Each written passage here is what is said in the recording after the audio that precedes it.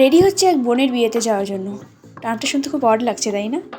যাই হোক, অর্ধেক রেডি হয়ে এমন ঠান্ডা লাগছে তাই চাদর মুড়ি দিয়ে বসে আছি। ওরকম অবস্থাতেই চলে গেলাম ওদের বাড়ি, কারণ ওকে বিদায় দেওয়া হচ্ছিল। তারপর বাড়ি এসে হয়ে গেলাম রেডি, কিন্তু ঘুমিয়ে ঘুমিয়ে চোখগুলো এমনই ফুলিয়ে ফেলেছি যে কোনো সাজিয়ে মানা ছিল না। তো দেখতে দেখতে বরের বাড়িও চলে এলাম, কারণ আমাদের বাড়ি থেকে মাত্র 15 মিনিটের রাস্তা, সেটা হেঁটে হেঁটেই চলে গেছি। আর একটা সিক্রেট বলবো, এই বরমশাই হলো আমার স্যার, যার কাছে আমি ক্লাস 6 থেকে 8 অবধি পড়েছি। তো যাই হোক, ওখানে ভিড় থাকাতে নিজেদের থোবড়াগুলো একটু দেখিয়ে নিলাম। তারপর চলে গেলাম ব্রাইডের সাথে কিছু ছবি তুলতে।